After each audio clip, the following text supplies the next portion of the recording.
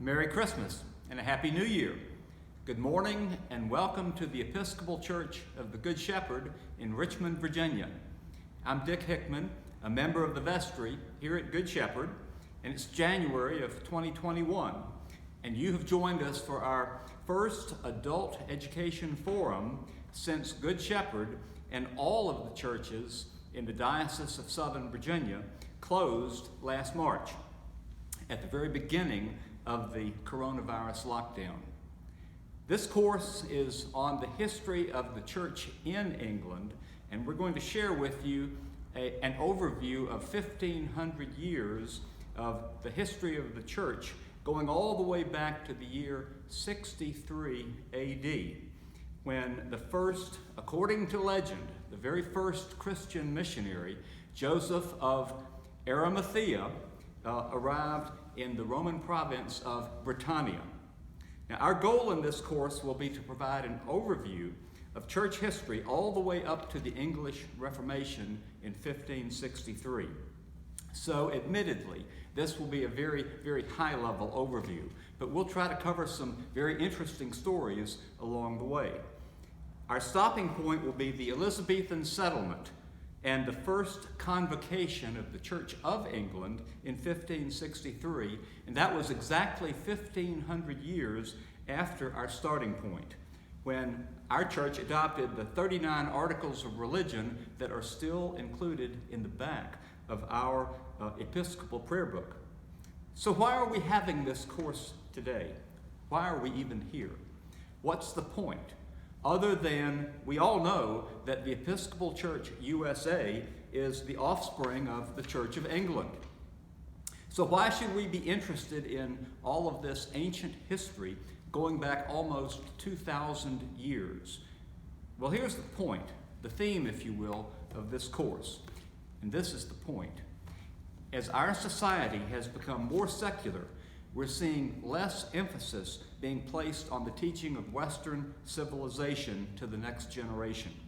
And we're losing touch with a very important idea that is essential to understanding our culture.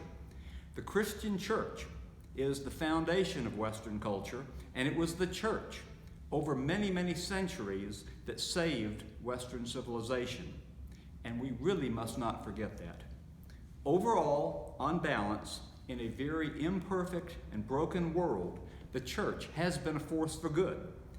In the British Isles, through centuries of invasion and warfare and death and destruction, it was the church that was the most important unifying institution for civilizing the waves of barbarian invaders and creating a uniquely English culture. And we are the heirs of that culture. We in the West survived by the skin of our teeth. And those are the words of Kenneth Clark in his very famous BBC documentary Civilization more than 50 years ago. We survived by the skin of our teeth after the decline of the Roman civilization. Across Western Europe, the most educated men made their careers in the church. And they preserved the culture and the values of Jerusalem, Athens, and Rome. And they built the foundation of Western civilization. That's the point. But we don't talk about it very much today, and we should. Because we can't understand the present if we don't understand the past. And it's not all good. We need to know and understand the good, the bad, and the ugly. And it's a fascinating story. So, welcome to this first course in our adult forum since the lockdown began. And after this course, our plan is for Father Terry to begin teaching a course on our Anglican identity. And we hope that will begin during Lent, beginning with the period after the English Reformation. Now, we've missed having these gatherings, and I have to admit, I've missed having my cup of coffee with you after church on Sunday mornings in the parish hall. But we did reopen in July successfully with reduced capacity and social distancing and masks here in the sanctuary. And we were very blessed in October to bring on board our new priest in charge, Father Terry Miller. Terry, along with his wife Anna, are bringing a new level of energy and enthusiasm into our parish. Not to mention their communications tech savvy, which far exceeds mine. And they're renewing our faith and our emphasis on the gospel of Jesus Christ. We're so glad they're here. We're also grateful for Terry's leadership in these difficult times, and we're grateful for Anna's support as well in making all of this happen. Your education committee, chaired by Will Simmons of our vestry, has been meeting, and we had decided to restart the adult forum on January 10th. But then the bishop decided that the COVID-19 aggregate numbers across the diocese were such that all of our churches across Southern Virginia should be closed again for in-person services and other gatherings like this. So here we are. Since we can't start our regular adult class in person after church at 11 o'clock on Sunday mornings, we're here at Good Shepherd today experimenting with a new format to bring you our first online class with a video recording on Terry Morgeson's iPhone. Terry, thank you for recording this session today. And also joining us this morning are Susan Pauls and Cordis Pauls, our senior warden. I have to admit, this is a pretty overwhelming challenge, and I hope that this experiment will work and that all of you at home will feel free to comment on both the substance of this course and also on the technical aspects of how we can bring an online course into your home this winter. My technical capabilities are limited, but we'll try to do the best that we can. And I can't tell you how much that I hope and pray that we can reopen Good Shepherd sooner rather than later. But in the meantime, Father Terry and the vestry want to encourage you to make full use of our church website. All of the resources that you'll need to follow this course will be posted by our webmaster, or Susan, should I say our webmistress, Susan Pauls. Thank you, Susan, for everything that you're doing to make our website the online focal point for our parish. And here's how the website works. When you go to the website, you will see a pull-down menu across the top of the home page. And you should also see an email from the church office announcing this course, and there will be links on that email to this video and to the materials that are on the website. But you can go directly to the website to the pull-down menu across the top, and you'll see home, you'll see leadership, you'll see worship, and you'll see education. Pull down the education menu and you'll find the adult education courses, and we will be posting materials in that part of the website. The first thing that you saw on the email that we sent to you announcing this course was the wonderful hymn Jerusalem, England's alternate national anthem. The words from William Blake are set to the music by Charles Perry with an orchestral arrangement by Edward Elgar, two of the greatest English composers. I had hoped to start the course by playing this music video in the parish hall, but I hope you'll enjoy it at home. In your email from the church, you should also have a link to the study guide for this course. And again, it's posted on the website for the church, which I have written in outline form to provide background reading at home. The model for this study guide is the course outline booklets that I've read over the years for the courses on tape that are published by the teaching company that's now known as The Great Courses. And one of those courses in particular that caught my eye a few years ago was called The Wisdom of History by Rufus Fears, a professor at the University of Oklahoma. And interestingly enough, in his study guide, he lists what he considers the key lessons of history. And the number one lesson of history in his course is that we don't learn the lessons of history. I took that to heart, and that's one of the reasons that I wanted to start this course when we had the opportunity. Our study guide for this course is called Ecclesia Anglicana, the first 1,500 years of the church in England, from the Roman occupation to the Elizabethan settlement, from 63 AD to 1563 AD, and it looks like this.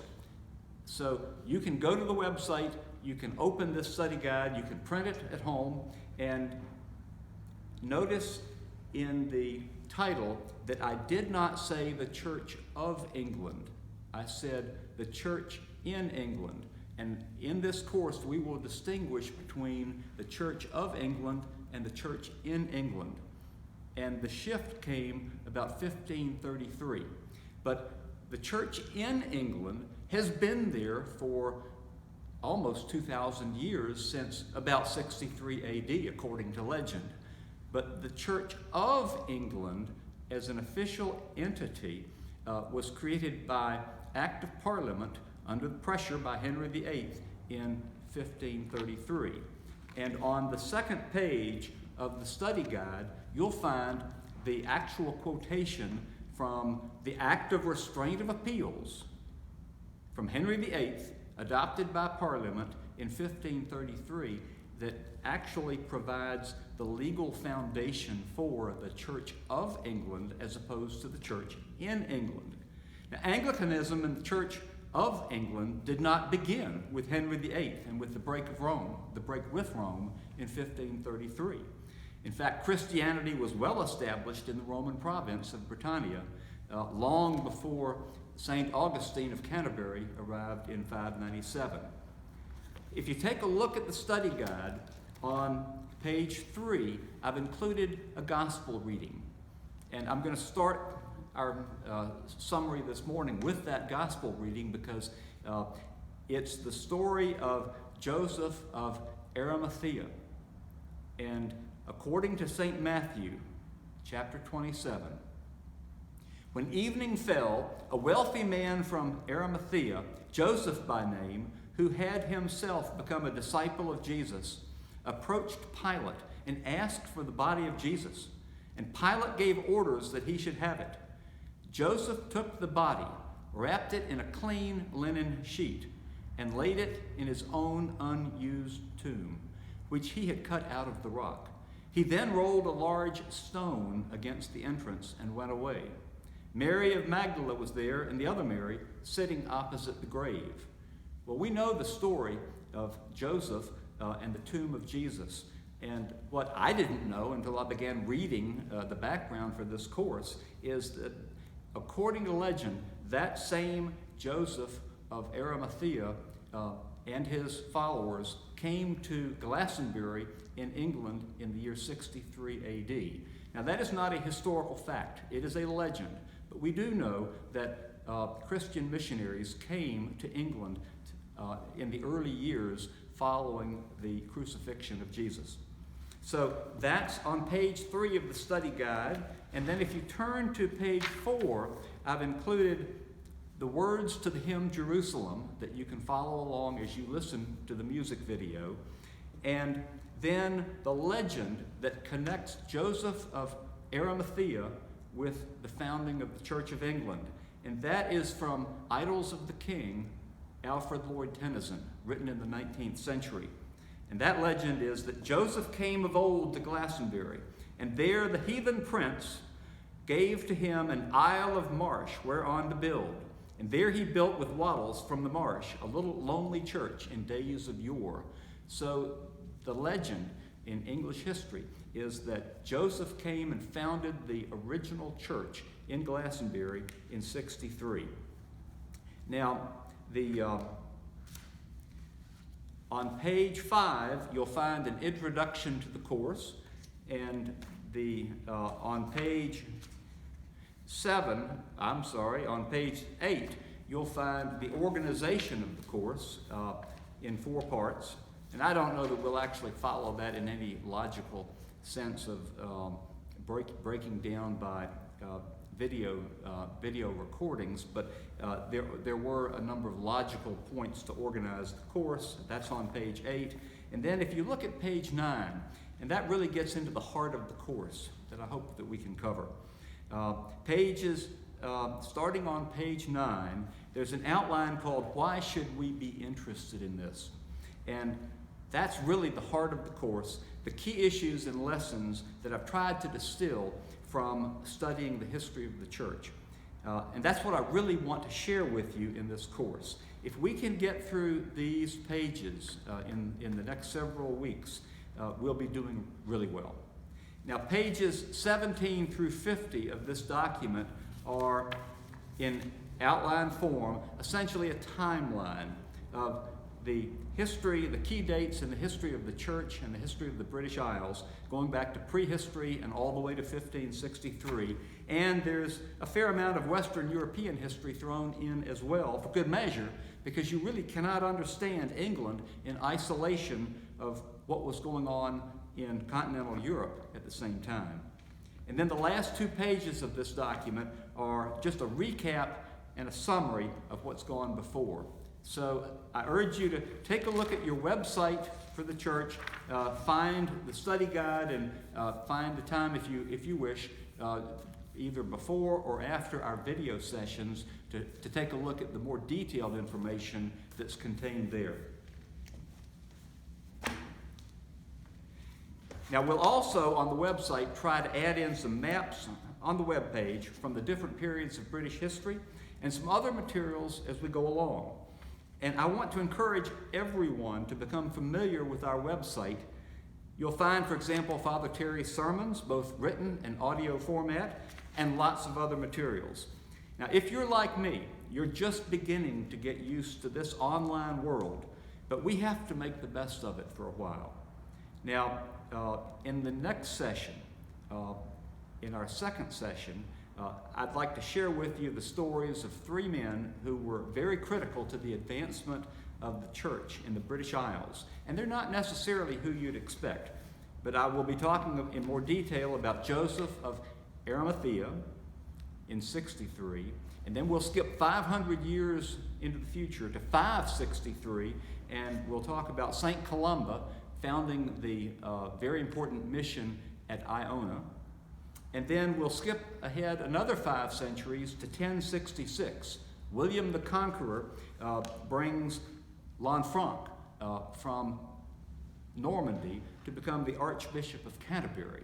And together, William and Lanfranc will reform the Anglo-Saxon church and make major changes.